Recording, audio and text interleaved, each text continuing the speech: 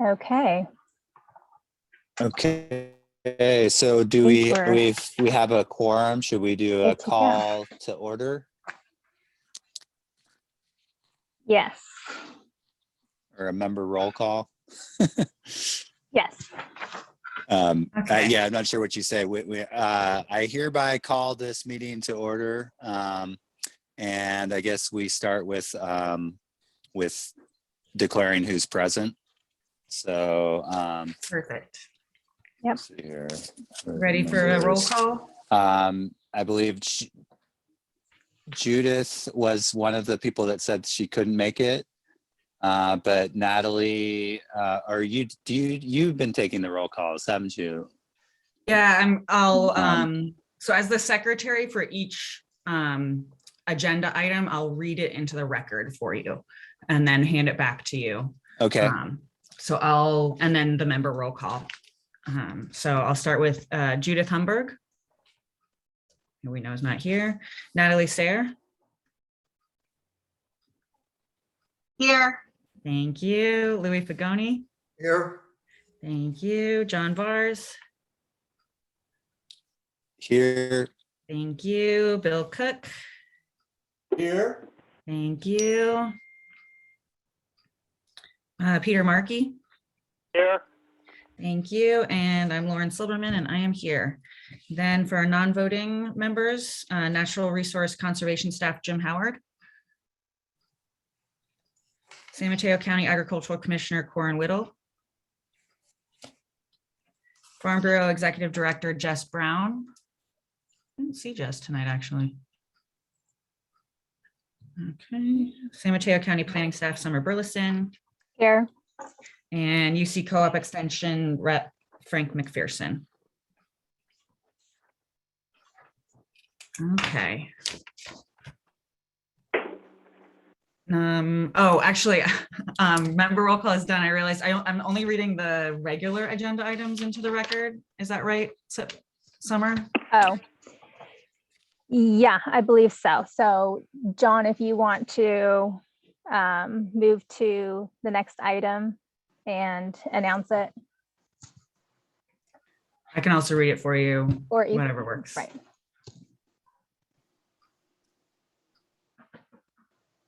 Oh, I think you're on mute.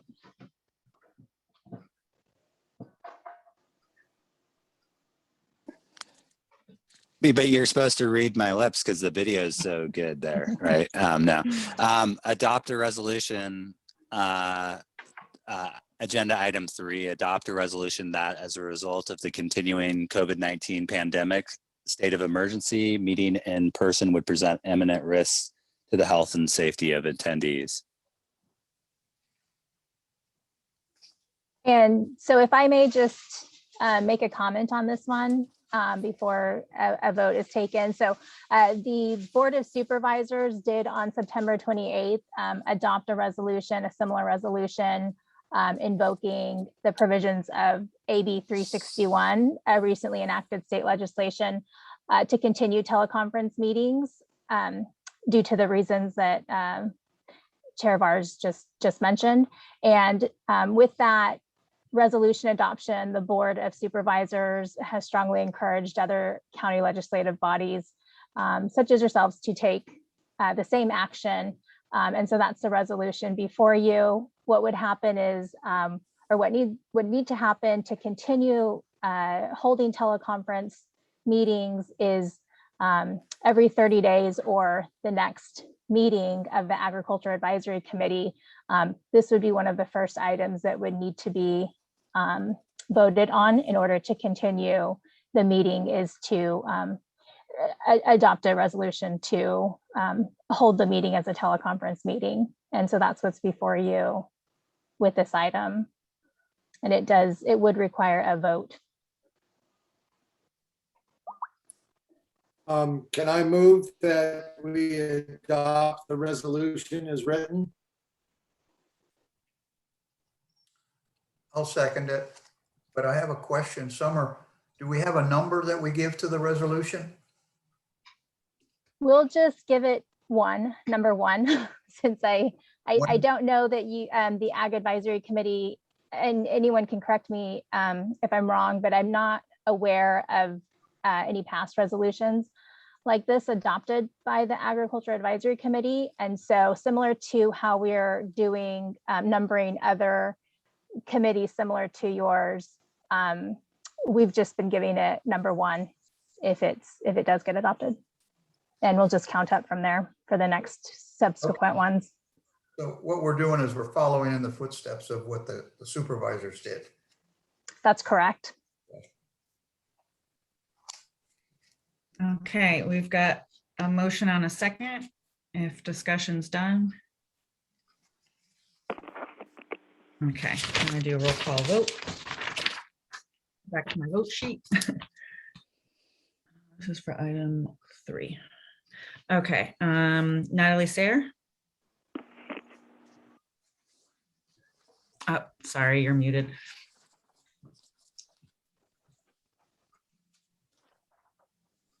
Agreed. Yes. Thank you. Louis Fagoni, Yes. John Vars. Yes. Thank you. Bill Cook. Yes. Thank you. Peter Markey. I'm gonna abstain on this.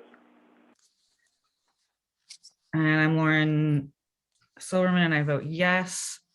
I think if you abstain, Peter, that means it doesn't pass because we only have a quorum tonight. So everyone would need to vote for it to hit the threshold. Is that correct, Summer? No, you have a quorum to conduct a meeting, but the majority rules on a vote. That makes, I mean, that also Yes. seems logical. Is that the correct? I believe that is correct. So the Okay, quorum thank is you for to hold a clarifying. meeting, but it's a yes. The majority rules. So in other words, you just need a quorum to conduct a meeting, but when you take a vote, it's the majority that rules. Got it. Thank you for clarifying. And you missed the part earlier in the meeting where we said we didn't know Robert's Rules of Order very well. So extra grateful you're here tonight, Peter. But it passes because I. Yep, so it passes Right. 4 yes, 1 abstain. 0 no's.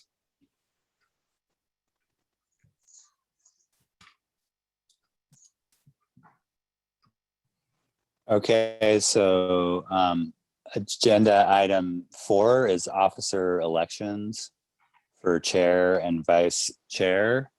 I'm not on mute. And I wonder if we wanted to discuss that and whether or not it's appropriate to vote on that with when there's 4 vacancies, although, yeah. We don't know who these people will end up being and when those positions would be filled. So, so maybe that's an argument for going ahead and doing it. But that's the next agenda item. Officer elections. Ye- This is Lauren. I was just gonna, Ye- I had the same thought to push it to the next meeting to have a more representative vote with whoever the new members might be. I agree. Okay, someone want to turn it into a motion? I move that we vote on it on the next meeting or table it till the next meeting.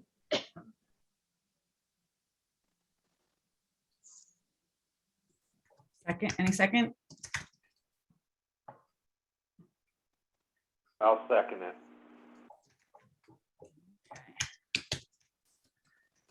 Next, roll call vote for item 4. Okay, Natalie,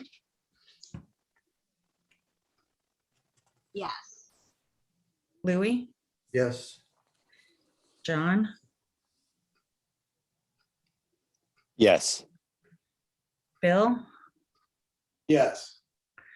Peter, Yes. and I'm Lauren, and I also vote yes. Passes 600.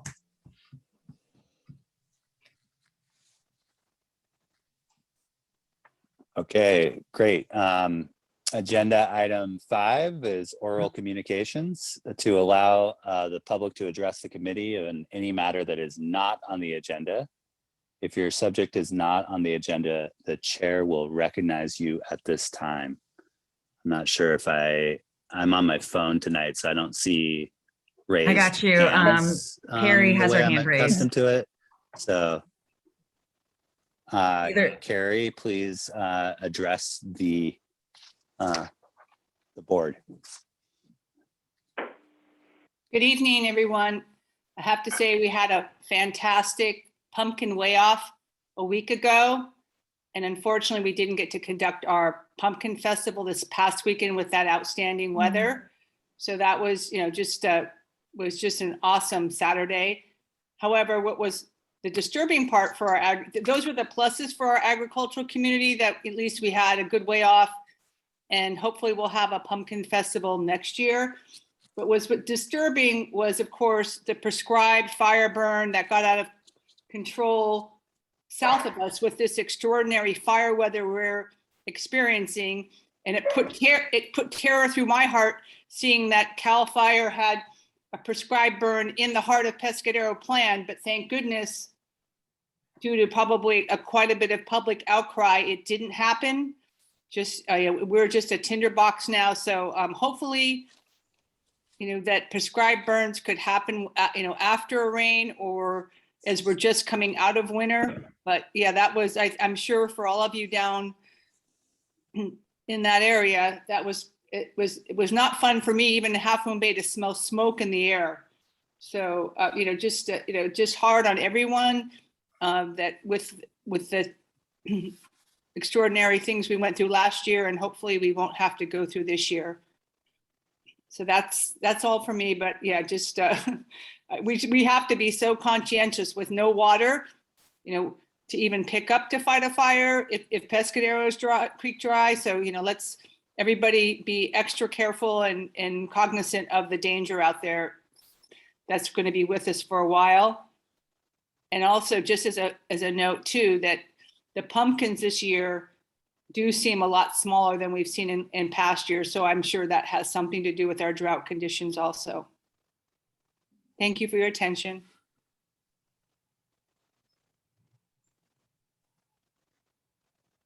Thanks, Carrie.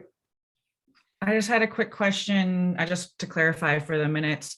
Did the controlled burn happen or not? You said there was smoke, but it was maybe stopped? No, there was a control burn in Santa Cruz County that happened and got out of control, but the one that was planned for Pescadero did not happen. Thank goodness. Thank you. Thanks for clarifying.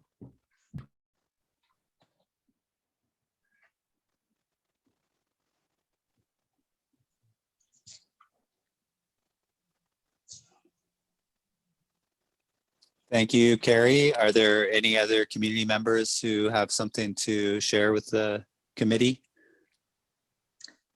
It looks like Fred Crowder has his hand raised.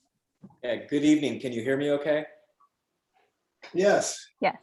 Excellent. Yeah, Carrie, I was very surprised that they had any kind of a controlled burn given the weather conditions that we've been having and that there hasn't been any rain. So yeah, holy cow, good thing that didn't go any farther and that the same thing didn't happen in Pescadero.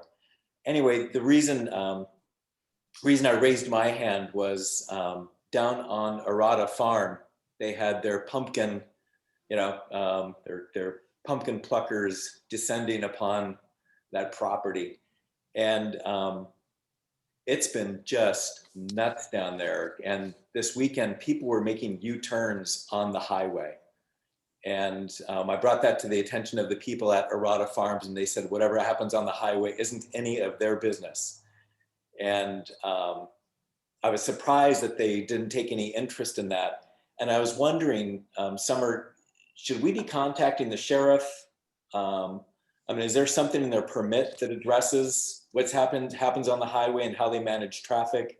And if there's things that seem to be out of order, should we be contacting the sheriff, or what's the process for dealing with that? Highway Patrol. Yes, ultimately the sheriff, and to that, Coastside Fire is aware of those some issues that occurred over the weekend, and they were out at the site as well, looking at that. And so they're also working with the applicants and with planning staff relative to their conditions and the traffic issues that occurred, at least over this weekend, that they identified and were out on site for. I was actually out there myself driving by. It was totally out of control. My understanding with the use permit that he has was that they were not to be parking out, but both sides of Highway 1. I mean, it was just, just absolutely crazy. And, so I understand it's hard. I mean, at one time they did have people stationed out there, but that wasn't the case. I didn't notice, but just the fact that I'm so glad that no one got hurt, but it was absolutely beyond the pale as far as what I know that the county's trying to discourage, parking for Tanitas Beach and other places, but to have it just be that wild out there. I mean, it's great for the kids, but you have to do it in a metered fashion so that it's not for emergency services, that it doesn't become an issue for others. And, unfortunately, visitors don't really realize that's a state highway, and, that we have, could have some horrible accidents out there. So I witnessed it firsthand, and it wasn't pretty. That's all I'll have to say. Yeah, well, I'm glad that the fire responded to it. It seems like that is an issue every year out there, and that may be something that perhaps the committee or the county planning department can take a look at their permit and how to manage, impress upon them the importance of, running a safe operation. Because I was really surprised that something serious didn't happen on the highway. So. And actually, just from what happened at last month's meeting, when the Agriculture Advisory Committee actually didn't endorse, I guess as my recollection was, their continuance of a Williamson Act contract. But it kind of brings into, because in essence, getting a tax break, but then putting that burden back on the taxpayers with having extra services out there. I mean, it all comes into play about, what is this operation really, providing, the benefit on, on balance, the ultimate benefit. So I think it's all food for thought, and, it's great to have opportunities, but they has to be done in a manner that doesn't impinge on the safety for the rest of the coast side. I think Natalie's got her hand up. I was just going to say, this is exactly what BJ warned us about last meeting. Exactly. Thank you. My comment is that I think we should take note of taking a look at their site plan in further detail when they do submit for the ag tourism next year, because on the site plan, they should have adequate parking. It does say on the ag tourism that you're supposed to define where the parking is going to be. So if in fact it appears that they're not going to have adequate parking, with keeping in mind the amount of traffic they get and what's happened now or what's happening now, that's something we should take a note so we address it specifically next year if we can. Fred has his hand up as well. I just want to say, from my understanding, they're applying for a PAD permit, a 5-year PAD permit, and not an ag tourism permit. Is that correct, Summer? Right. They don't obtain agritourism permits, similar to some of the other October month activities. They do a longer duration permit, do the PAD. Do they have to submit the parking areas like the agritourism has to? They would still, correct. They still have, site plans and plans that they submit as part of the application. Does that become before us like in the past, or is once PAD is given, then that's it? Well, that was the last meeting. So we voted at our last meeting to not recommend the PAD permit or the Williamson Act renewal. Okay, but they were able to continue with their operation because that fell under something else, or?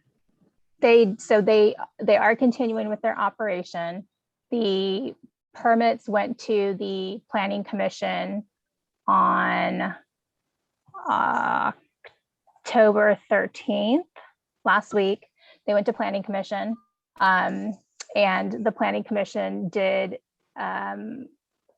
approve them to continue operation under the PAD permit and the coastal development permit.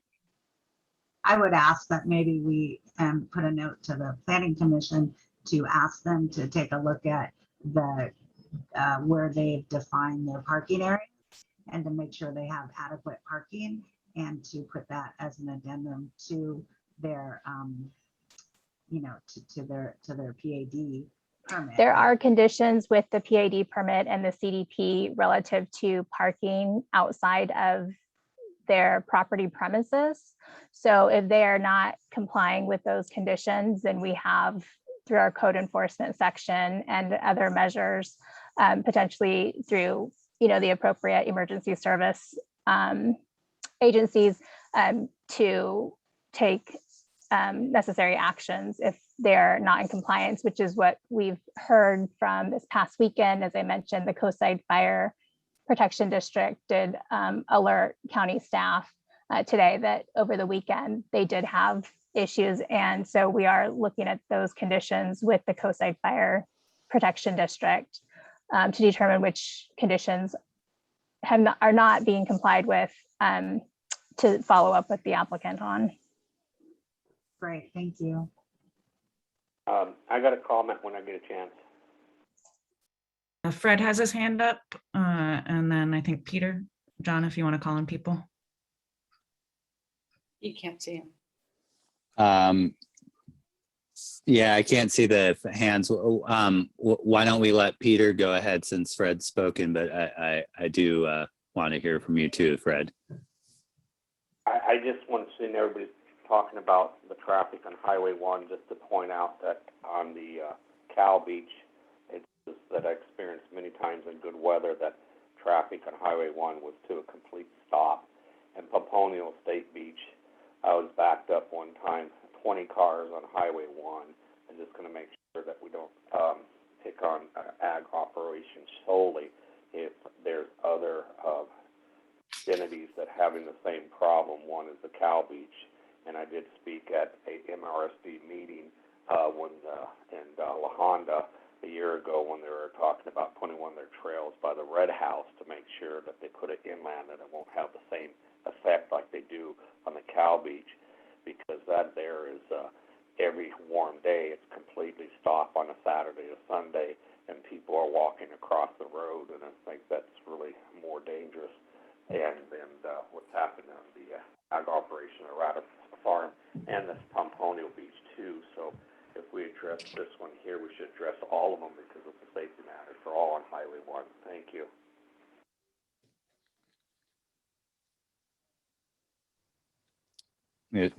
Good point, Peter. Fred, would you like to share your thoughts? Yeah, Arata Farm has been, and some other operations have been just issues continually over time. And I was wondering actually what Summer would say about, what code enforcement is doing out there, because, clearly, their permit is conditioned and these are violations of their permit. And so, I was just wondering what code enforcement is doing and what kind of implications that has for their operation in the future. So, because we can talk about it as an advisory committee on and on and on, but unless somebody goes actually out there and addresses the issue, and I don't see anything changing out there. So code enforcement hasn't done anything yet. We were just made aware of this today from Coastside Fire, but we are looking at the conditions of approval and which conditions relative to traffic, which there are several, that have not been complied with. And then it would be passed over to co-compliance to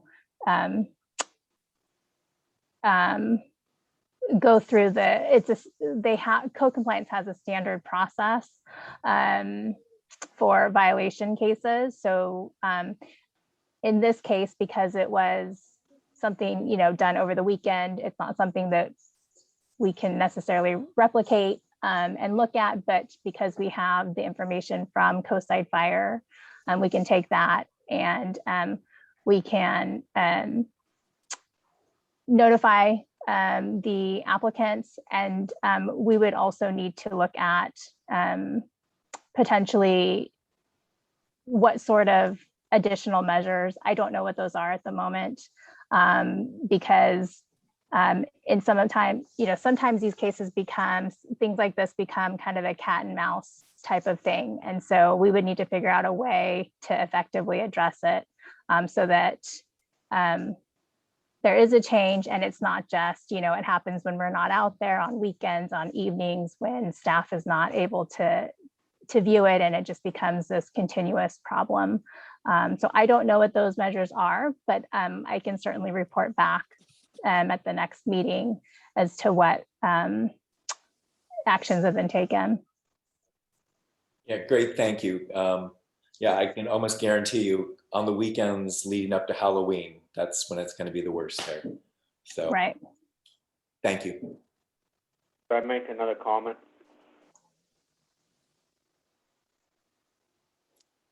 Sure, Peter, go ahead. Yeah, I just wanted to say that I know on 92 one year when it was a lot of traffic between Lemos and Pastorino, they forced them to hire a CHP to be there and to alleviate their problem. But anyways, whatever happens with the Rata Pumpkin Farm, it would be very interesting to see if it would also happen the same as the Cow Ranch and Paponio Beach, State Beach, so it wouldn't have the same problem as well, or if it would just be singled out to one. I'm just interested to.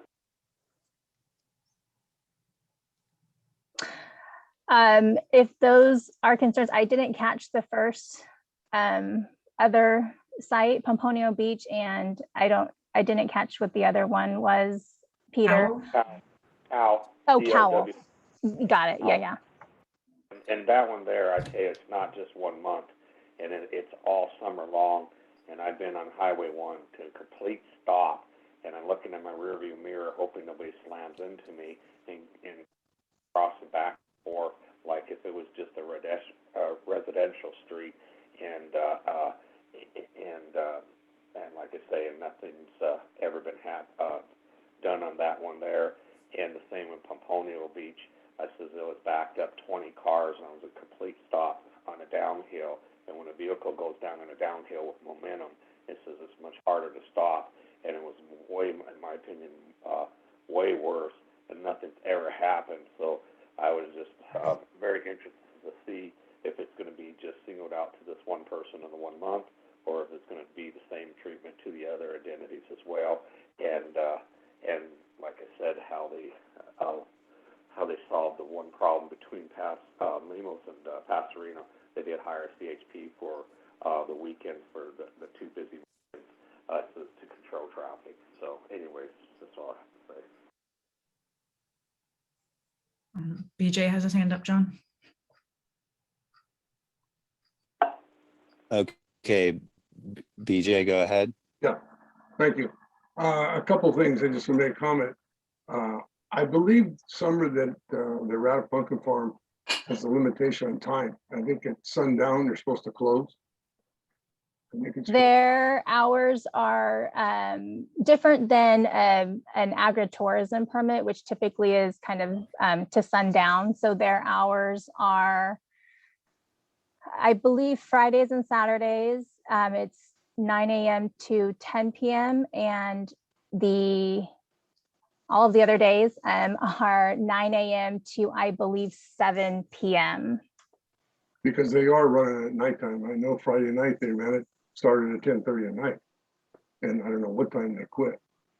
The other comment I got is not to argue with you, Peter, but I think you're using two different examples. I think we got to protect agriculture. And that's an agriculture operation that's being abused. And the county should support the Ag Committee on the recommendations they make. And this individual, I mean, the more they can get, the more money they're looking at. And that's not what we're trying to do in ag tourism or even agricultural, the vegetable stands. We're trying to make a living, but not inconvenient neighbors, people on the highway. If the state highway, if the state parks have a problem, that's their deal. But I think as agriculture, we got to protect agriculture, and it's up to agriculture to speak up along with the county and protect agriculture and not let this get abused, because all it's going to do is put more rules and regulations on agriculture, and we don't need that. Thank you. Could I speak, John?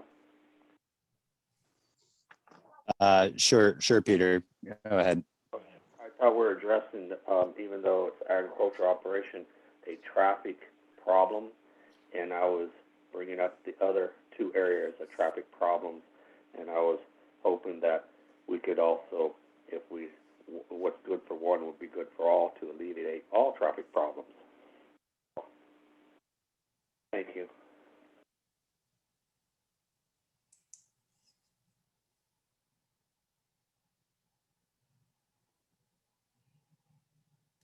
Okay, is there anyone else who has a comment on this? I John, guess I would Natalie's raised her hand. I would say that, okay. And then Louis, were you going to say And something? Louis, did you want to chime in? yeah, I'd like to make a comment, and BJ and Fred both have been on coming to these meetings for a long time, and the Errata farm operator there, he has always thumbed his nose at anything that we've recommended. He's just not it's not a legitimate ag operation. It's a Disneyland that's going on there. I don't know how how you guys address this issue, but this does not meet agricultural requirements that he comes under the Williamson Act. That's my comment. Thank you, Louis. Did Natalie go ahead? Yeah, I think in the interest of preserving agriculture, if in fact that's our concern, then it is important what Peter said, that any traffic problems that arise be be corrected and be enforced, because not just the ag operation and whether it is or isn't. I'm just going by what they're calling themselves. So, we see time and time again, my brother's been on this committee, for years, and my father before him, that agriculture operations, no matter what they are, or if they fit the bill or what have you, they tend to get the ones that are the fingers pointed at, often a little too much sometimes. Whereas if we take that same piece of land and there's traffic on that piece of land that's causing the same amount of disturbance, whether it's Highway 1 or what have you, it needs to be across the board. So I hope with just tailgating on what Peter said, that you guys will also look at the other disturbances on Highway 1 as well. So it's all equal. I think it's important when we enforce. Thank you. Bill Cook has his hand up. Yes, thank you. I'd like to, I'm just suggesting that this sounds like a county issue and maybe you could comment, Summer, on what the enforcement is that could be done about this. The key thing to me is to keep people safe. We don't want anybody getting hurt.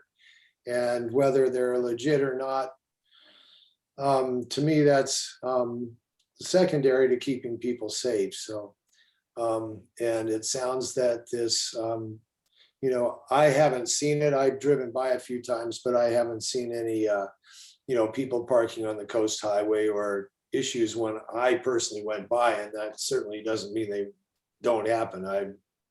I believe everybody what they've said here, but just looking as to what can the county do summer to protect people's safety. And maybe you could, speak to us on that, what the possible things they are, and then maybe we can have your back on it. So we can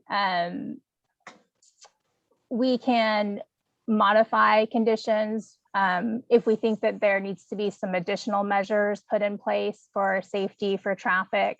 As I think Peter maybe mentioned, we've done that on some other farms along 92. We've added some conditions or some additional requirements for traffic safety during certain times of the year. So those are things that we can look at, those sorts of measures. Some of that is because so you've got Highway 1, which is Caltrans right of way, and then Verde Road, which is a county right of way to get access to that property. So it would be probably coordinating with both Caltrans to the degree we would need to, as well as our county public works department for Verde Road. They manage or have control over Verde Road. And consulting again with emergency, services, probably both the sheriffs as well as Coastside Fire for input as to, measures that they think may be necessary from their perspectives. What those specifically are going to be or would be, I can't say at the moment. I would need to, Sure. have some consultations with those agencies to determine what the measures, if that's the route to go, what the added measures would be that would actually, as Fred was saying, actually produce a change, an improvement to the area, something that could be easily enforced.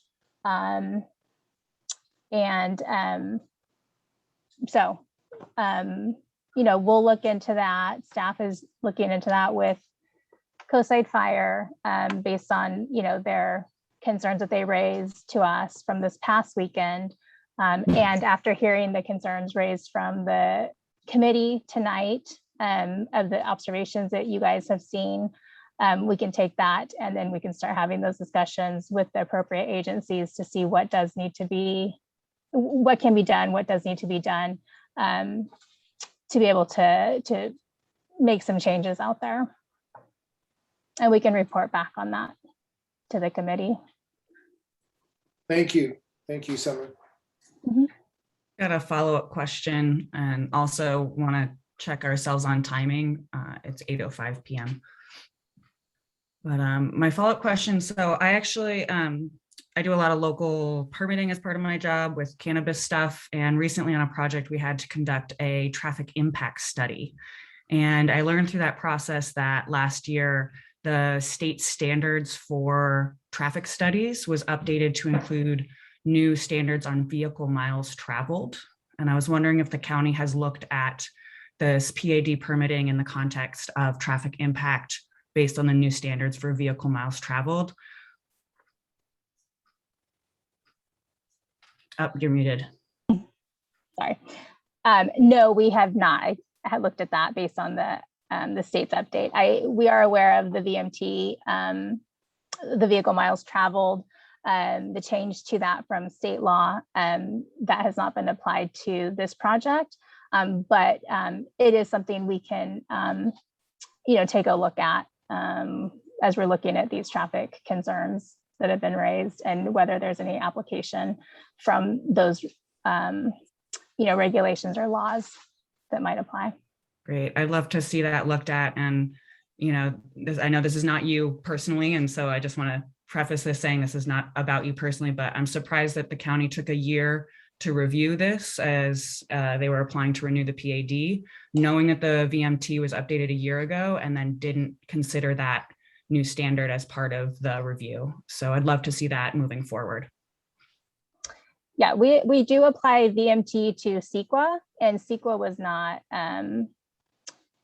triggered with the current consideration that was before the committee or the planning commission this year, within the past month or so.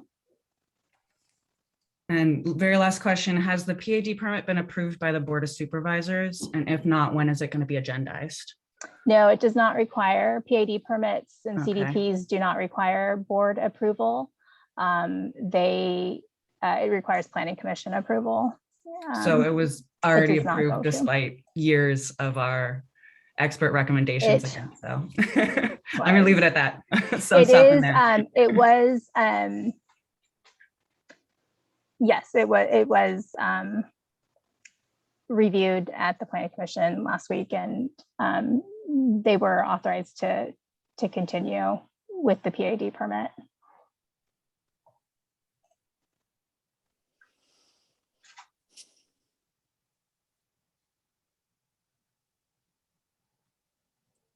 Okay, so if they're in the interest of time, maybe we should be moving on. I guess I would just say I recognize everyone's perspectives as being valid. I think traffic is difficult to deal with. You don't necessarily know who's going to show up on any. It's a highway. Anyone can drive on it, and anyone can pull off if they choose to. And but yeah, I'd like to see that safety be addressed at this particular place, because we know it's an issue every year at this time. So I appreciate Fred bringing this to our attention and everyone's comments on it. We'll move on now to anyone else with a different item from the community. If not, then we'll go to the Carrie has her hand up. the update on COVID-19, the item 7. Carrie, go ahead. Or excuse me, what about item 6? We're on item 3. I was just gonna say Five? that. Oh, committee- sorry. Okay, I'm sorry. sorry, I was going with the agenda numbers. Yes, me too. I think Carrie had her hand raised, and then we can move to item number 6. I was just gonna say that the PAD permit would have an appeal period, right, Summer? Or the errata, it may be over now, but didn't it have an appeal period to the board? It to the planning commission. Am I muted? Oh, to the planning commission. It was. I would need to check on that. It's Yeah, like but- 1027 or but- 1028. But any action of the planning commission is appealable to the board. It was, but the action that was taken by the planning commission was for to consider staff's evaluation and the agricultural advisory committee's comments on the evaluation of the Williamson Act contract, and to determine if any conditions, new or modified conditions, should be made to the PAD permit and CDP. So yeah, I think that would have an appeal period, and I think Janice just mentioned it would be the 27th. Yeah, 27th. Yes. So Wednesday, October 27th at 5 p.m. would be the end of the appeal period. It's 10 business days after a hearing. Thank you.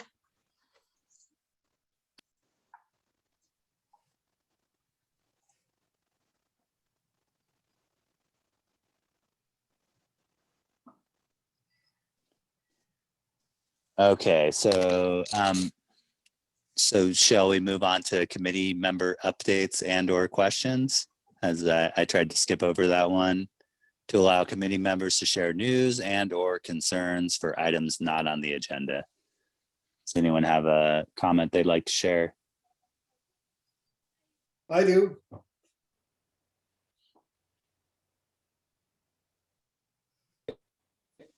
Bill, please, you have the floor. Thank you. It's more in the line of a question of what's our procedure or process for getting new members to fill the vacant slots? Through the chair, I can respond to that. So the application deadline date is October 22nd, which is this Friday at 5 p.m. And those applications are being filed to the boards and commissions division of the county, who will then commence a interview process for the applicants. And then that from that interview phase,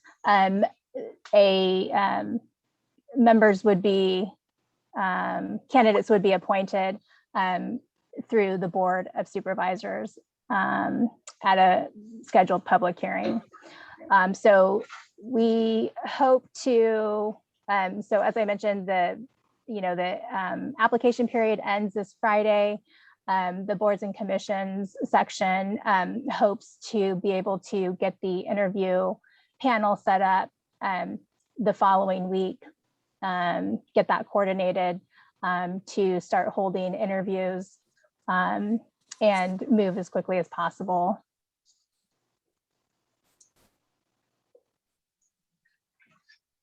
John, I had something as well, in case you don't see me. Bill, I think had his hand up for a follow-up question, and then Natalie, perhaps. Sorry, Bill, go ahead.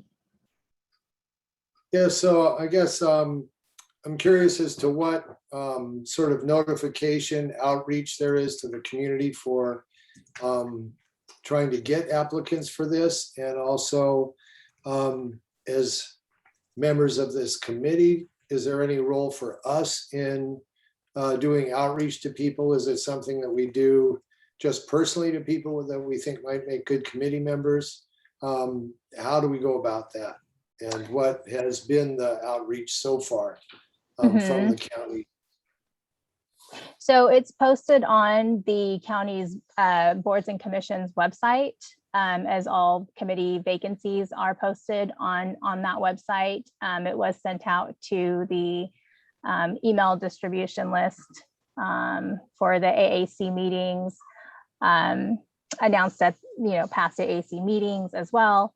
And certainly, anybody can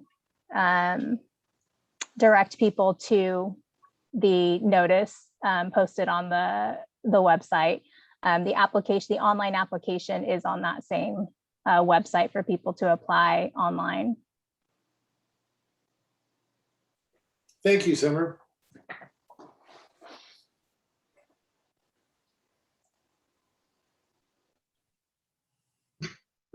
Natalie, did you want to say something?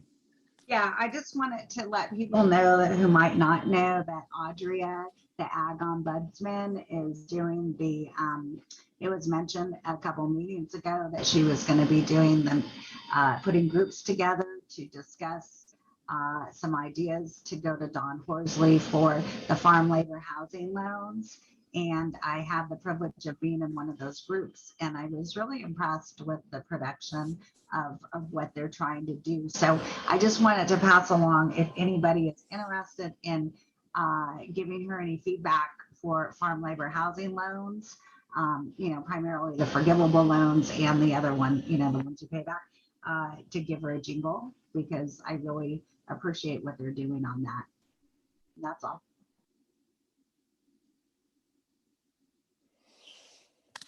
Thank you, Natalie. That's a great comment. I was able to participate in one of those discussions as well, and it seems like she's getting lots of good feedback. But great to have anyone else chime in. Let's see here. Any other comments from committee members at this time? Or updates and or questions, as it says here?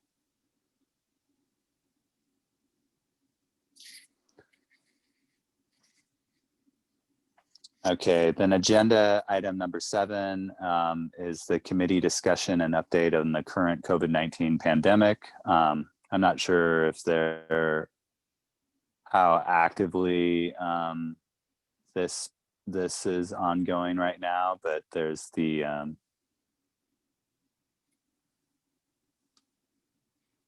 it just says here potential policies needed to protect local agriculture and water from contamination, and how the pandemic may affect local food supply, access to farm labor, and resources available to producers and farm workers.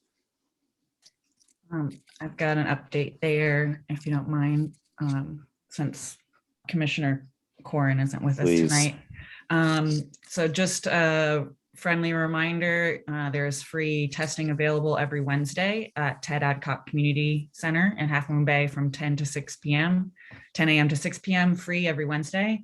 And Coastside Hope and El Granada is now hosting weekly Vax clinics every Friday afternoon. So if anyone is interested in free testing or free vaccinations, they're available weekly on the coast. And then we kind of say this every time, but I'll put it out there again. If you'd like to host a Vax clinic on your farm again, or not again for the first time, you can contact the Ag Department and they will happily help coordinate that.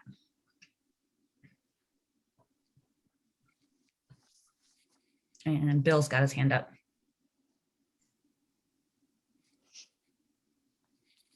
Okay, Bill, go ahead and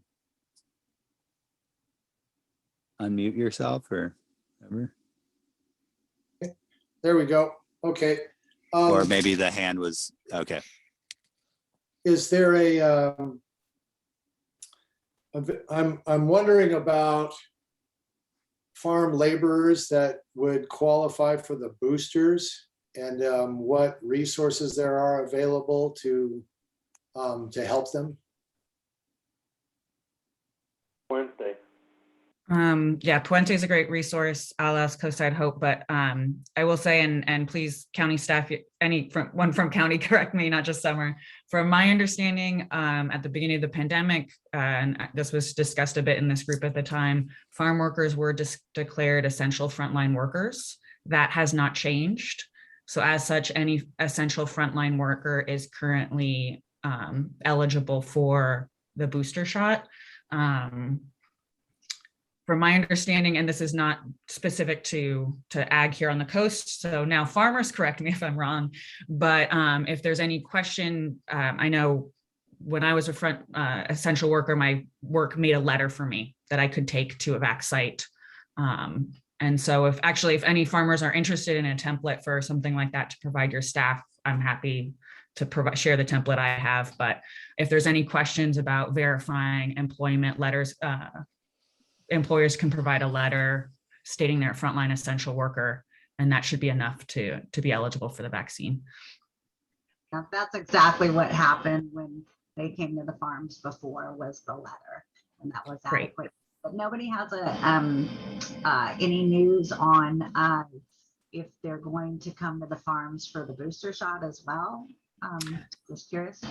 I cannot speak, of course, for Commissioner Corin. I'm sure she has much more specific information, but last I touched base with her on it, it was just by request. So if you're interested in hosting another Vax clinic or a booster Vax clinic or anything, she said just contact her office and they're happy to help coordinate it.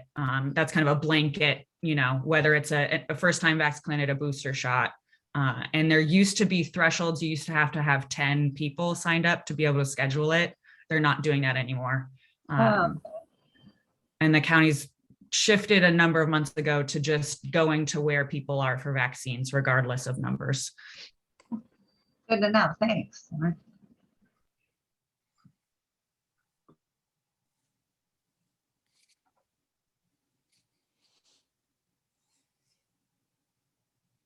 Did I misrepresent the county at all, Summer? Was that okay? No, I that was fine, Lauren. Thank you. I know that the Ag Department is also working on, if they haven't already, but is working on getting COVID testing kits, some rapid COVID testing kits out to farmers, and we are planning staff helped pull together a list of sites with farm labor housing units on them that we had records of, to be able to get distribute out to those sites and facilities as well, for farm labor housing for farm laborers that are residing on sites. So yeah. That reminds me, Puente has let us know several times that they've also got emergency rapid test kits available on site. So if you need them, they're available as a resource. You can just call Puente too.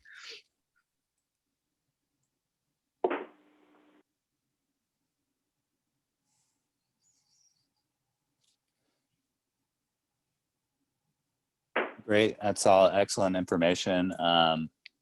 Good to know that the opportunity exists to host another vaccination on the farms. This time, mostly booster shots, probably, hopefully at this point. And then agenda item 8 was to discuss next action steps for market development for San Mateo County. Agricultural production and potential.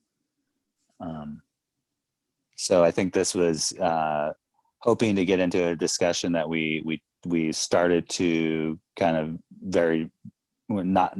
didn't have a lot of time to get into deeply, but came up multiple times at past meetings. And I know that BJ, I guess BJ is present.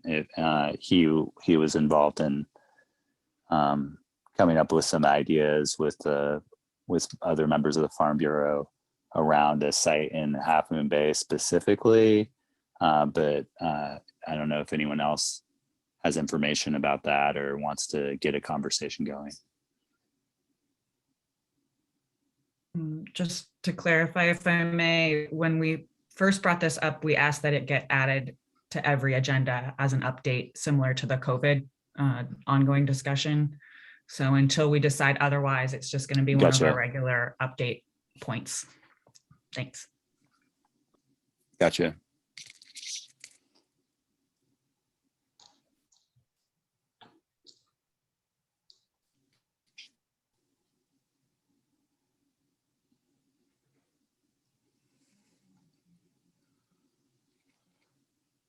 Yeah. Does anyone have an update around that? I do know. I know what we're doing to market our products in San Mateo County. BJ and Bill have their hands up. Okay. Bill, go ahead. Yeah, I really like the idea of the aggregation and distribution center that can fulfill larger orders, that would have some stability for farmers to be able to know that they've got a contract to grow things for the larger purchasers in the Bay Area. But it also seems to me to be quite a major undertaking. So I'm just curious if anybody has any, thoughts as to people or organization that would be capable and interested in helping with that.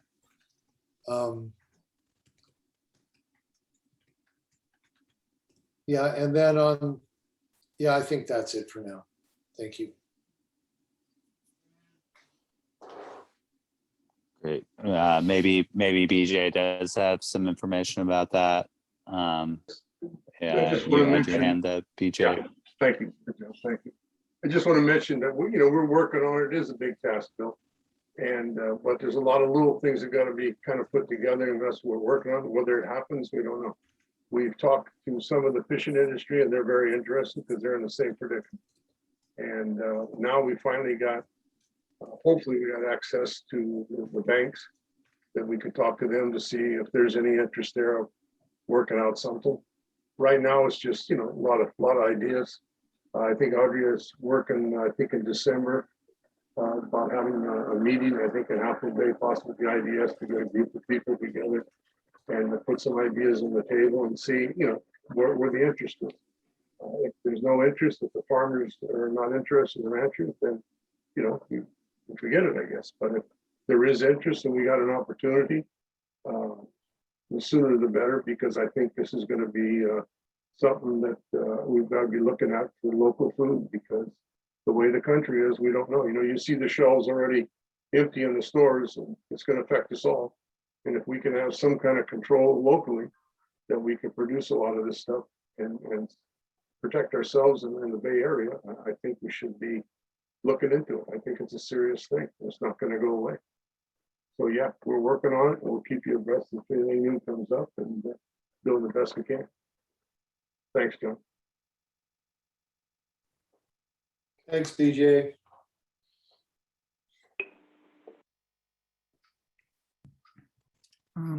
This is Lauren. Yeah, I just thank wanna you, guys. ask you- sorry, I just wanted to ask that you let us know when those interest meetings are so we can participate. Thanks.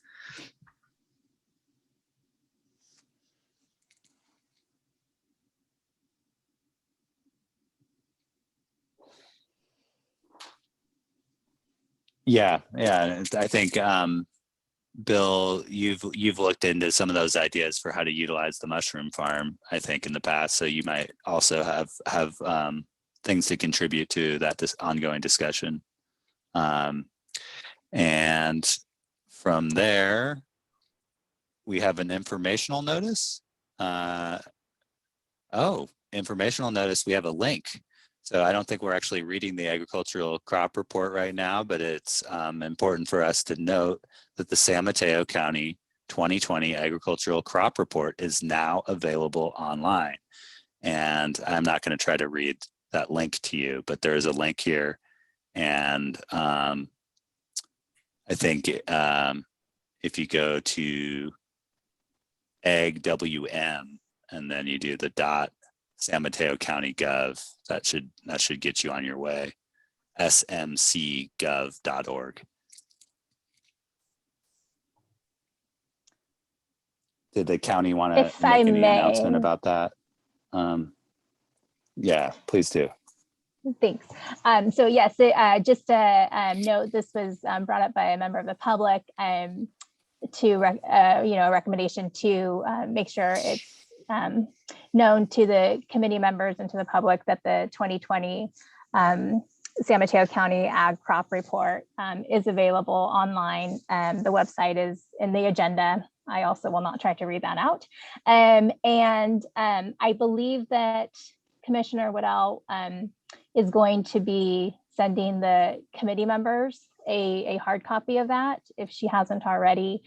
She was unable to attend the meeting tonight, but has let me know that if commissioners would like to, committee members would like to discuss this at a next meeting, any questions or discussion, that she'd be happy to do that at the next meeting. And she apologizes for not being able to attend tonight. She had another work conflict.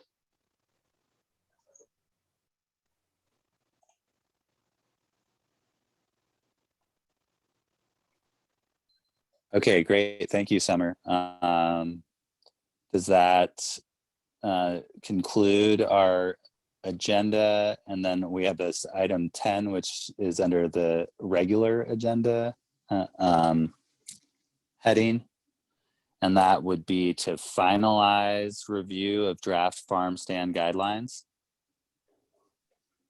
Yeah, so I think we can do it however we would like, John, but in the past, I've read the regular agenda items into the public record, because those are usually the projects we're reviewing are like the official business. And then before is kind of like our committee business. So number 10. Great. Yeah. Please go ahead and read that. Okay, thanks. Finalize committee review of draft farm stand guidelines. The guidelines were previously discussed at the March 8th, April 12th, May 10th, June 14th, July 12th, August 9th, and September 13th, 2021 AAC meetings. And then just want to draw everyone's attention. The original report from the county, our consolidated notes, as well as a public comment are included in the agenda packet. These notes were previously updated after the August. Were they updated? Maybe I didn't update them, Summer. I think that they were up. I know I updated them based on the last time we discussed it, whether that was July or August, I can't quite remember. But they reflect the several months of committee discussion we've been having. We originally had some notes from the county at the June meeting that we felt didn't reflect the actual recommendations and kind of the conclusions of our discussion. So the consolidated notes was, the goal of the consolidated notes were to better reflect the conclusions of our discussion and the recommendations we wanted to make. As the person who drafted them, that was the intention. So I think where we're at is we need to decide as a committee if we want to change them further before submitting to the county, understanding that we will get another draft back from the county based on our feedback before they're finalized. Was I correct there, Summer? Right. So we're waiting for comments, official comments, or formalized comments from the committee so that we can prepare a revised draft, and that would come back to the committee then. And those the consolidated comments were from the July 2021. Thank you. So that means they were updated based on input from the June meeting.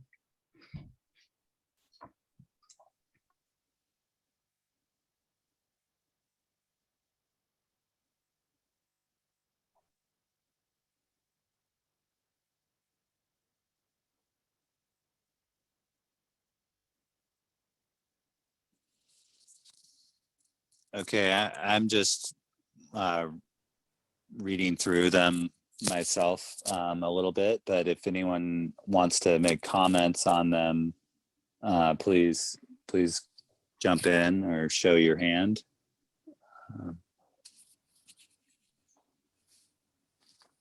Bill raised his hand. Do I just jump in? The committee recognizes Bill. Yes, Thank please. you, committee. Well, it was such an interesting discussions that we've been having on, kind of what areas the produce could come from to be included into our coastside farm stands. I have been leaning the other direction. I've been leaning pretty hard to keeping it just San Mateo County, and with the possibility of including Santa Cruz County into the, where the produce is originated from.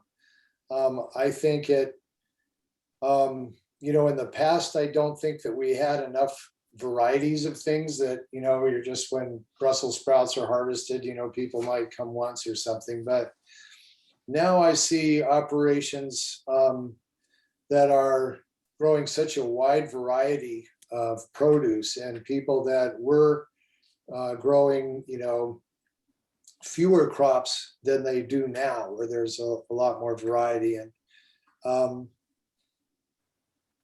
somehow it just feels good to me to have the coastside and, like I say, perhaps the rest of San Mateo County and possibly Santa Cruz, where this stuff originates from. So I just wanted to toss that out there. And also, I don't know what we had as the in the draft, as far as, I know we talked about California, 100 miles away, this county. So I'm wondering where we are on that. I've got a few other points, but I'd kind of like to hear, feedback from. I can answer your question there. So this is under the second half of page 1 of our notes, produce. It's a conclude, it's an overview of what was discussed. Committee had a larger discussion on source of produce sold at the farm stand and if it should be limited to San Mateo grown produce. However, several seasoned committee members let the committee know that it is nearly impossible to run a sustainable farm stand without produce grown from outside of the county or area, i.e. out of season or out of county fruit that will draw in customers who will then purchase county grown produce. So we don't want to limit in a way that will make it economically unviable. Committee then turned to discussion of, we reached a near consensus on requiring labels of the source of produce at the farm stand in order to highlight locally and San Mateo grown produce without limiting out of county grown produce. And we also reached a near consensus on requiring that some of the produce be San Mateo grown alongside out of county grown produce. A 50% San Mateo county grown produce requirement was discussed, but many later felt this would be too restrictive, and the committee did not discuss a different threshold or percentage. Thanks. I think we all struggle with that. Definitely. And if I may just make a process note, we have deeply discussed this over the last 8 months, and to the best of my ability as secretary of this committee, these notes reflect those discussions and include representative opinions from every member of the committee that discussed this. At this point, the process cannot move forward until we approve the notes. So I would just personally caution us against digging back into the discussion of the finer points when we really did have a comprehensive discussion that has been documented. And we can continue to circle back to what we discussed at the March meeting, or what we discussed at the May meeting, or what we discussed at the June meeting. But until we provide our notes to the county, they will not revise the draft guidelines and get us back another version to move this process forward.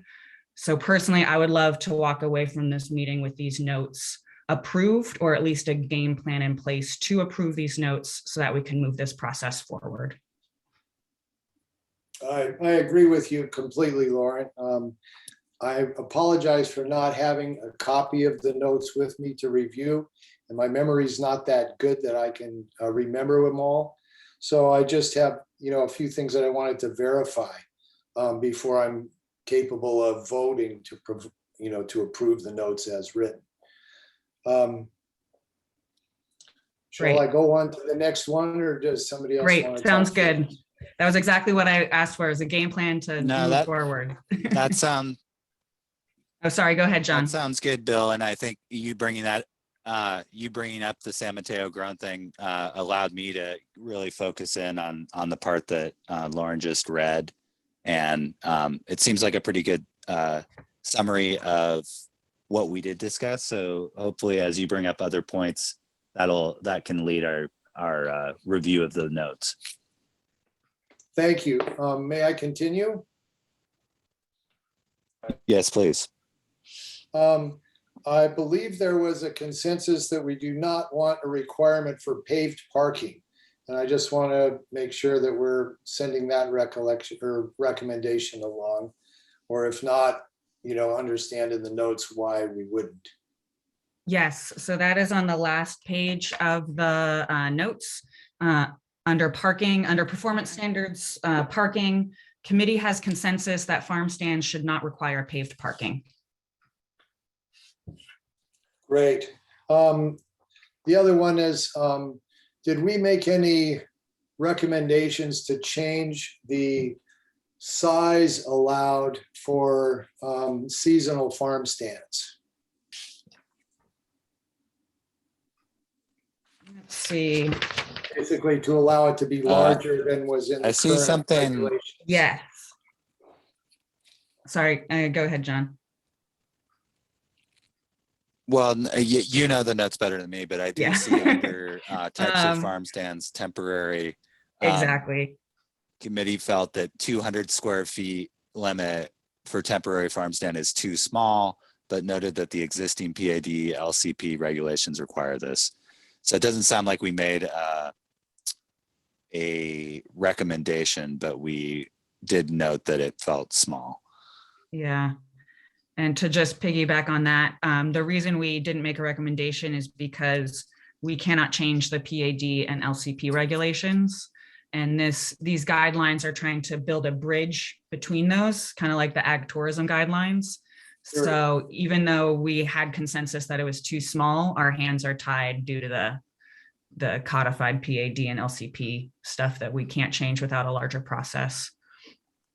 Right, so that would be a much larger process. I think we can say that if the LCP is to be reviewed in the future, which it is reviewed on a fairly regular, although not frequent basis, that we would be in favor of that being at that time made larger. We understand that everybody's hands are tied until that happens. And so just want to make sure we communicate that.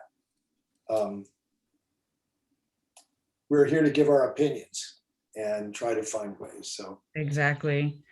yeah, So thank you for that.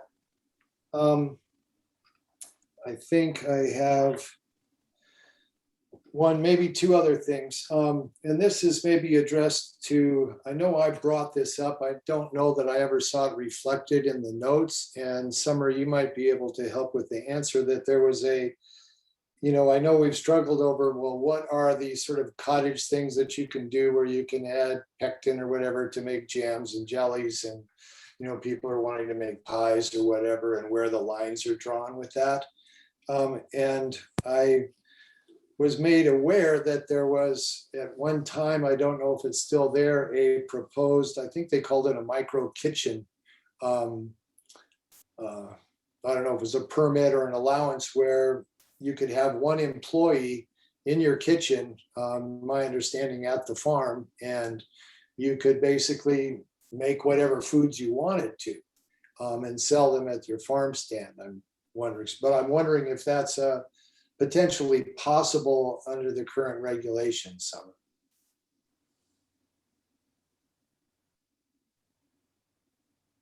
I think that Yeah.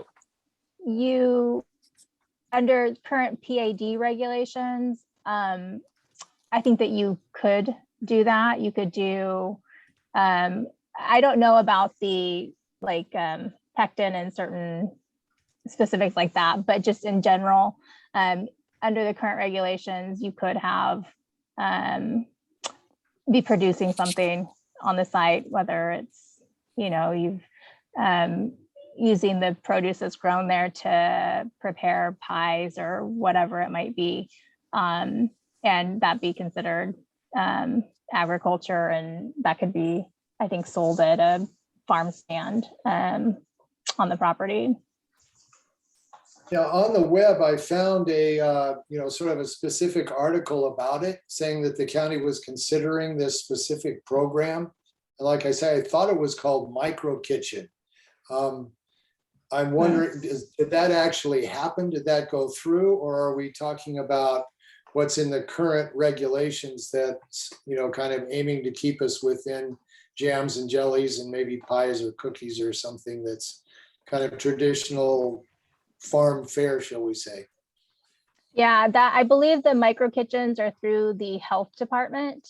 And so I would need to check into that. I don't know the specifics of where that's gone with regards to that sort of license or permit that the health department's doing.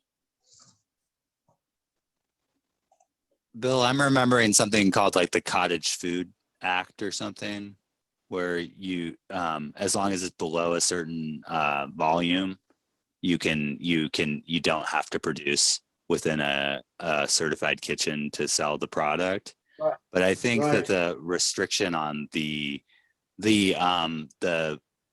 revenue that can be generated from it is relatively small if you were getting into if you were trying to produce a lot. So it may be a little too restrictive if you were selling a large volume of whether it's tomato sauce or strawberry jam or whatever.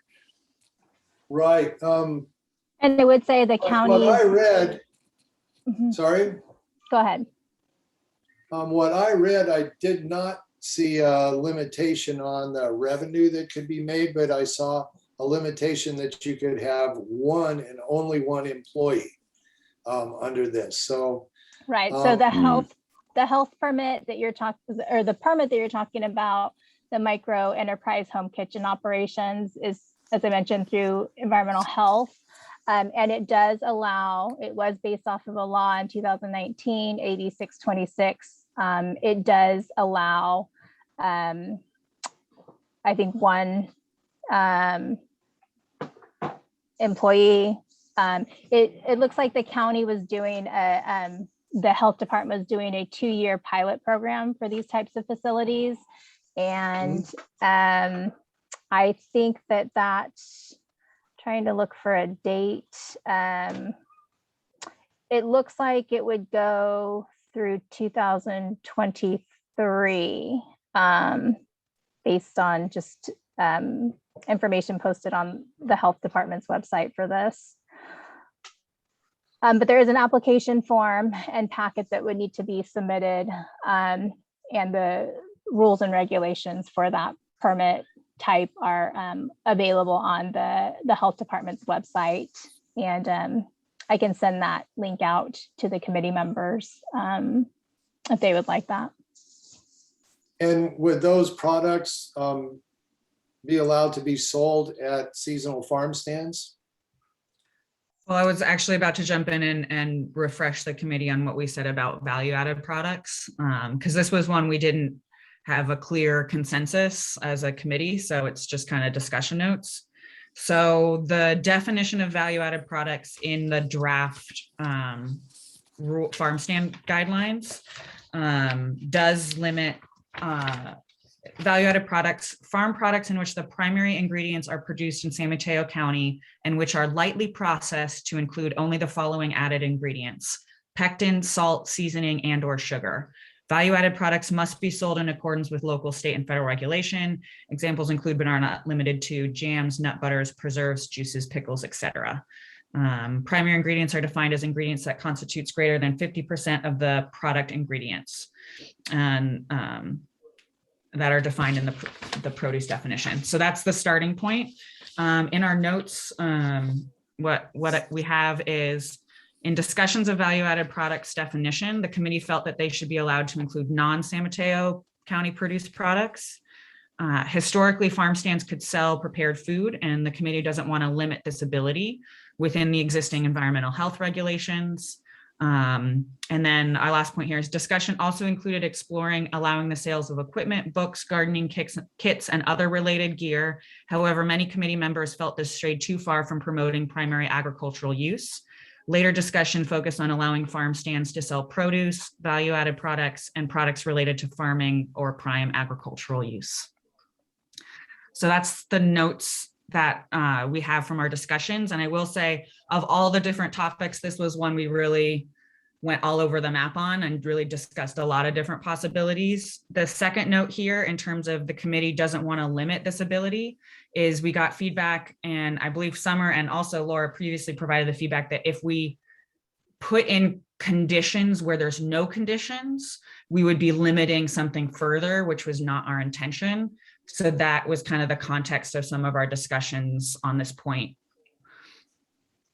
And please clarify anywhere if I got that wrong, if something needs to be added here, if the committee wants to make a more strong recommendation there, whatever you're up for. You know, that's exactly how I remember it, other than I had tried to include this. I don't know what, I think Summer, you just said what the accurate name was of that. So I wanted to include the possibility and the recommendation to include that cottage kitchen. Summer, maybe you can say what it is, but I think referring directly to that might be something that would be really appropriate and would, you know, quite possibly help some of the farmers out here on the coast in an appropriate way. So that's me done. I have a question, if it's okay, is I know that when I was here for the discussions, there was a big there was a committee was big on no density credits, being used even for the permanent stands. But I don't see that in the notes. I'm wondering, is it here? And I just don't see it. I do see some comments. Actually, it seems like it's just written really well regarding that further back, but I think that might be from the comments, from the public people. So help me out, my dear, because I just see the on permanent. Definitely. So that's in the general notes at the top. And my go with the general notes, these were the ones we had full consensus on. The whole committee was really aligned on, and we really discussed in depth. And the density credits is bullet point number 3 of the general notes on the first page. And just so since not everyone has the notes, I'll just read this out. Committee strongly disagrees with requiring that new farm stands use up a density credit. And there was consensus that this requirement would severely limit the ability for farmers to create new farm stands and new commercial outlets for their produce and value-added products. It would not be economically viable if farm stands, temporary or permanent, required a density credit. So that was like our clear statement on it. And in further discussions, we kind of started discussing caveats. So one line of discussion said, if density credits are allowed, then the committee wants temporary farm stand rules to be more expansive to allow for farm stands without the use of a precious density credit. And also the committee wants to explore partial density credit use so that an entire density credit isn't used on a farm stand instead of housing. And then the last point here is just as an alternative to density credit usage, the committee discussed limiting the size and number of farm stands across the county. Okay.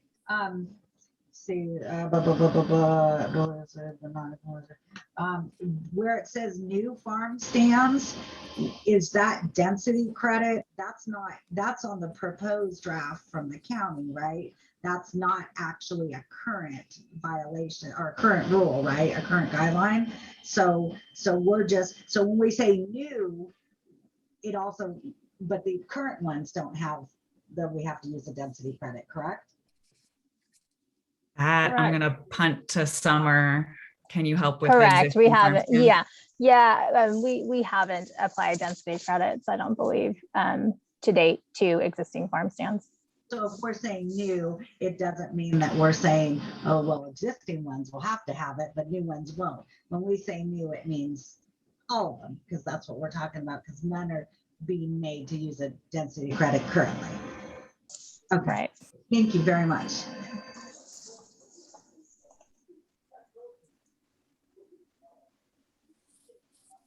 Just making sure I got that in the notes and the minutes.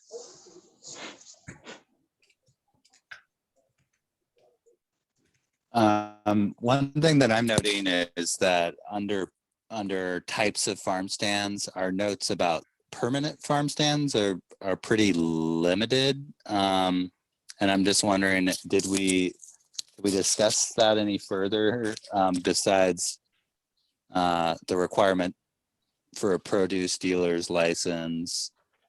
I know that there was a recommendation in the letter we received from Pie Ranch that they and Blue House that the 1,000 square feet was considered to be too small. I wonder if how the committee feels about amending that. I think generally the feeling was we want to try to make these things economically viable. So I don't know if obviously it's up to the county. If they start getting too large, then there may be they may want to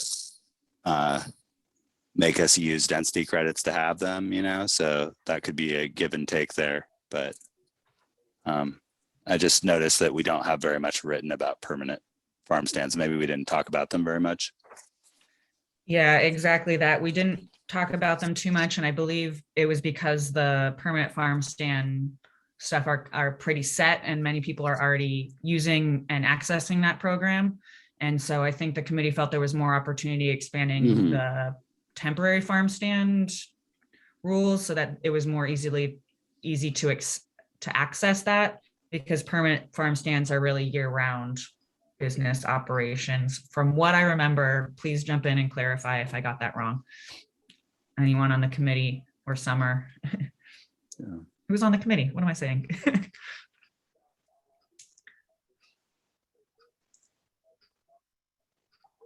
I got a question. It's not to chime in about what you said though, but so I want to make sure everyone's had a chance to answer that if they need to. Yeah, so I guess my follow-up question on the permanent farm stand is we really only discussed the produce dealer's license in relation to the farm stand, because I believe the county asked us if that was, made sense. And I think we were like, yeah, but we didn't really discuss, I think we discussed square footage in relation to temp farm stands and not permanent farm stands. So we don't have a note on that in our current consolidated notes if we want to add something to that effect.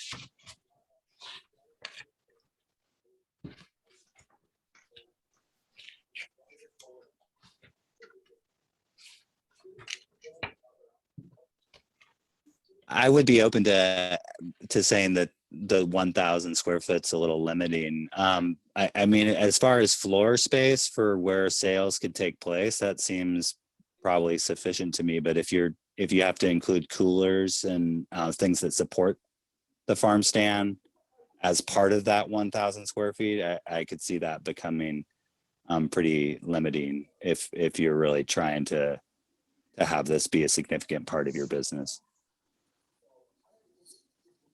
Okay, I'm going to add that note.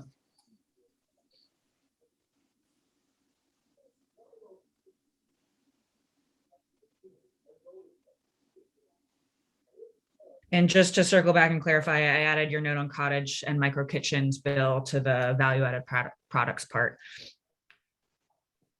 Cool, thank you. No, thank you. I've got a couple of thoughts on the permanent farm stands. I guess it would go to all of them. I think that on the using a density credit for them, I think it's really a counterproductive thing. I think that you don't need you don't need density credits for farm labor housing. And I think this is kind of in the same spirit of that we're trying to help agriculture out this way. And to make it more restrictive, a density credit in today's, gosh, when I was last looking at them, because they are transferable under certain conditions and have been bought and sold, they were worth over $100,000.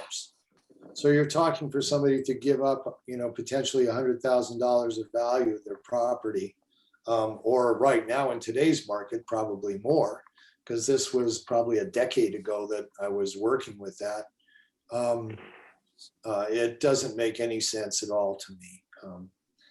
Other thing that I've heard that there might be a new construction that propane may not be allowed. And I think out here on the coast, if you're doing something, especially like a permanent farm stand where you're serving people all year round, are you going to put in electric heat, or what do you, I think that's something that there should be an exception made for this particular thing, if at all possible, if I'm correct in what I've heard on that. Summer, do you know anything about the propane situation? I can't speak to what the current regulation is on that. I would need to check in with the building department, but if it is a prohibition, it would be under building code. So I don't know that there is much flexibility at that point in allowing even on a case-by-case basis if it is part of building code. Dante raised his hand, and then when we're done discussing permanent farm stands, Natalie has her hand up. Yeah, the new building code reach codes, that's changed. So no propane is allowed in the building new construction. And if you have an existing structure with propane and you go in for any type of a remodel or stove or change a water heater, at that time you have to do away with the propane and install electric. Propane is allowed for a standby generator, anything outside of the home of the building, but not inside. I don't know how this slipped on through, especially out here, rural area. We've always been about, as much propane use as possible, reduce the electrical load, especially with the unreliable grid and all the outages. The timing couldn't be worse. And since you're going to check with the building department, one other quick thing, I think it's more of a planning thing, but there's a big push to install solar. And I'd like to see an easier process, whether it's an assigned planner and the fees are waived to install solar.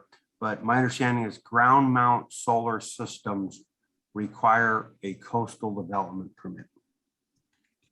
If you could look into that as well, please. Thank you. Yes, I can look into that.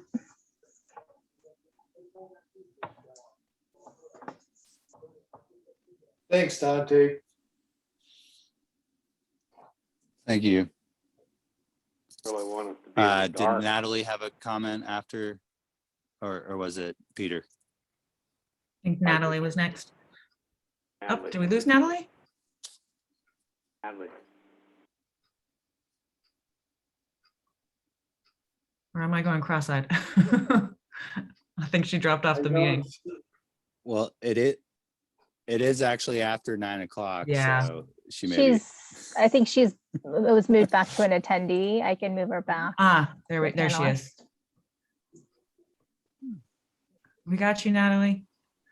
Coming back. Natalie, there she is. What's up, Nat?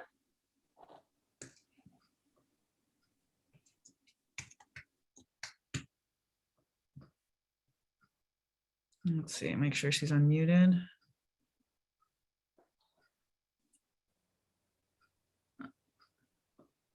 Okay, yeah.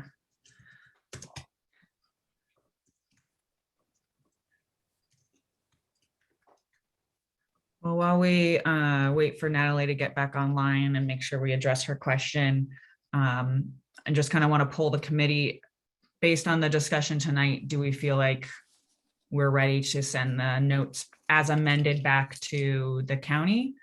Or is this something we want to continue in November? Continue November. Okay, I heard Peter say continue. Bill, you've got your hand up.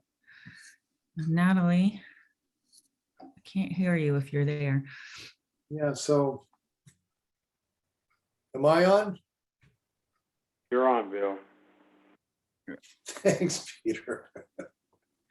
I know we kicked around the possibility of local arts and crafts in this. It seems pretty far-fetched for me for these, but I still wonder if there might be some sort of limited, scope of that where, a very small portion of the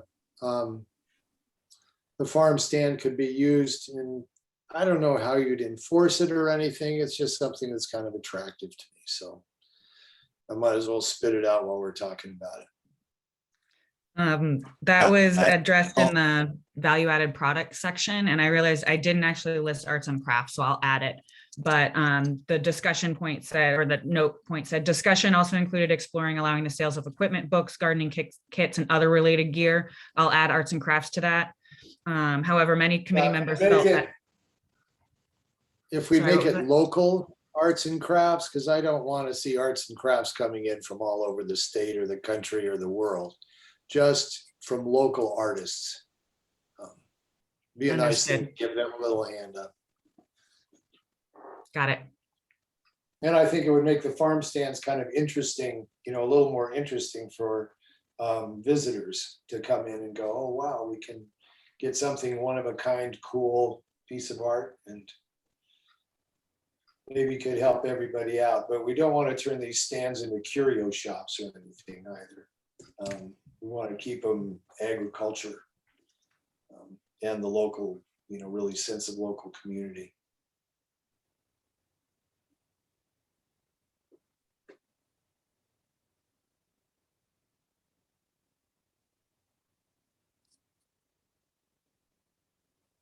Yeah, just hang on the phone with me. Okay. Excuse me, can I interrupt a second? Hello? Yeah, sure thing. Natalie called me on my cell phone. She can't get What? back in the meeting. And there's one comment she did want to make when you're ready. Please, Pardon me? please go ahead. Okay, go ahead, Natalie.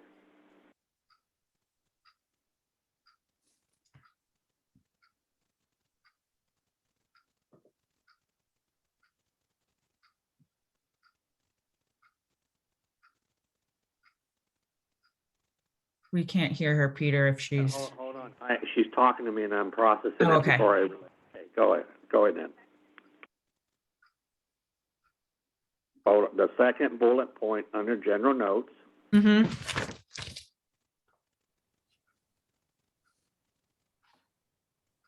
Where committee wants to explore partial use under density credit use, etc. Go ahead. Mhm.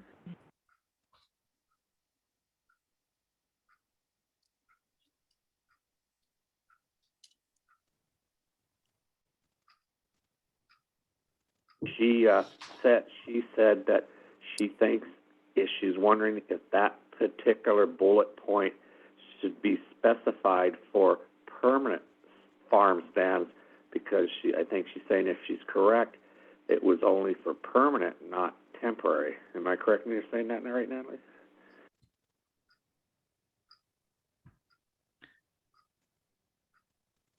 Okay, that made sense to me, and I'm happy to add permanent. Yeah, specify because it was always talked temporary, did not need one, and we don't want the confusion in the future that it might think it was for temporary as well. So Got if it.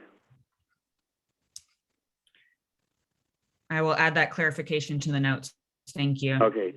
She said thank you very much, and she's so sorry that she can't get Finalize. Something went haywire on her computer. Okay. Thanks. Thanks for relaying that in, Peter. All right. Okay. Thanks. Ready.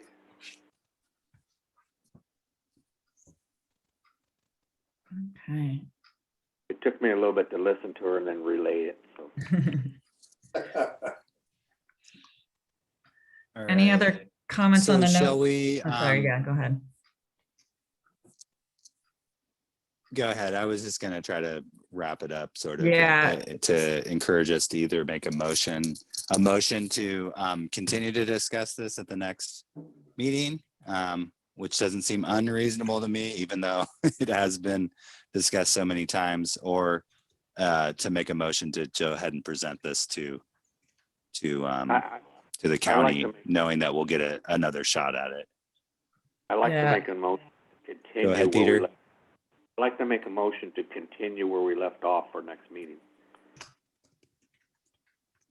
Continue discussion at next meeting. Is there a second?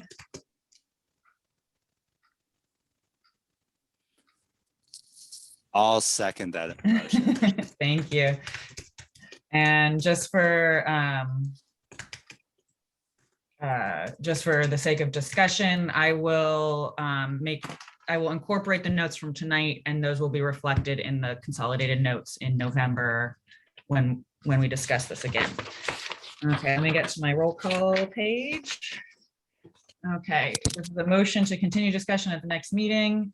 And Natalie. Yes, sorry. Point of order. This is Ron speaking. Hi, Ron. I think you no longer have a quorum present, and under the Brown Act, the meeting cannot continue. Great point. As soon as Natalie, Natalie is still listed in the participants. Is Natalie actually here or not? Because she's still showing up. Ron, hey, she could still hear, and she's speaking to me through the phone. But you're absolutely right, Ron. But only according to you, we don't know. Well, her name is still listed as a participant in the meeting.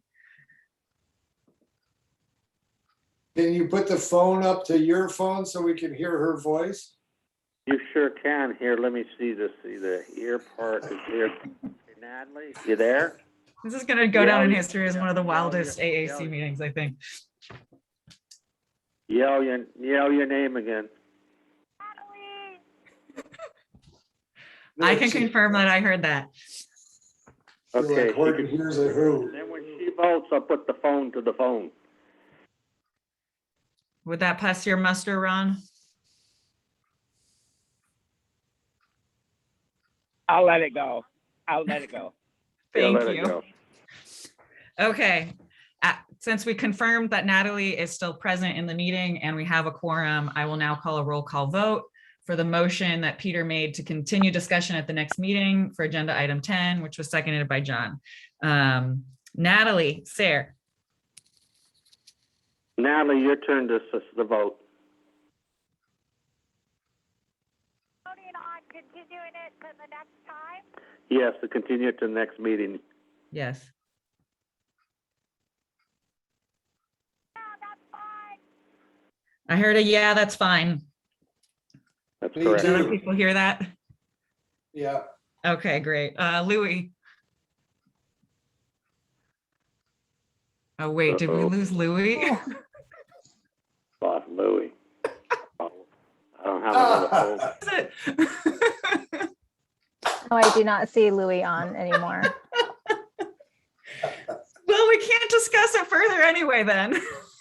I guess it's automatically. So I guess we gotta, well, Should I move that we Alright. adjourn the meeting, or do we do the community development director's report still? well, I don't think we can, as Ron clarified, we can't continue the meeting without a quorum. We lost a quorum some point. It wasn't Natalie. Fred has his hand up. He might be able to clarify the process for us. You can continue the meeting without a quorum. You just can't take action items. You can't do action. Okay. Okay. Okay, thank you. We should adjourn it, Yeah. we don't have a. So I, through the chair, I think we need to move from this item and the vote without the quorum. But if you want to do the director's report, it's just a report. No action is needed on it. We can do that and then adjourn. Are we? Okay, still here? fair enough. That sounds reasonable. Well, let's do the director's report, and we will not vote on the motion. Got it. Use it. So for the development director's report in the past, BJ just kind of talked through it. I'll just, in the interest of time, just run through it real quick. There were 3 rural CDX applications were submitted during this period, and there's an attached report. Our next meeting is scheduled for November 8th. Will be held via video conference until further notice, and applications are open until this Friday at 5 p.m., October 22nd, for the 4 vacancies on this committee. And the, let's see, the 3 projects in the report. One is for coastal development permit exemption for 3 ag wells on 3 parcels in San Gregorio. Next one's also a CDP exemption to relocate some of the Higgins Canyon access road. And then also a CDP exemption to install a 97,000 gallon water tank for horses and ag in San Gregorio. I hope I got those right. Did anyone want to discuss the projects in the report?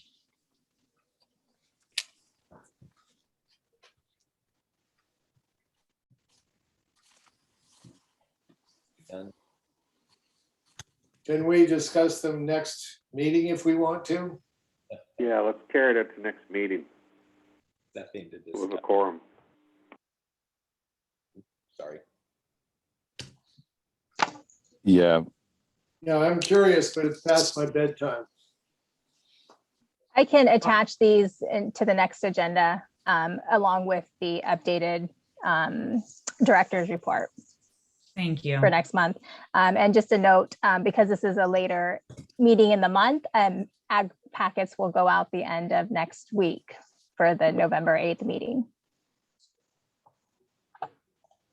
Thank you. Okay. Thank you, Summer.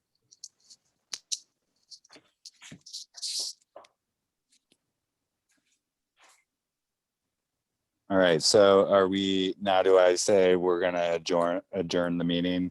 Yeah. So that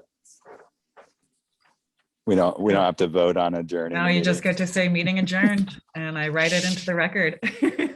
Meeting adjourned. Awesome. Okay. Hey.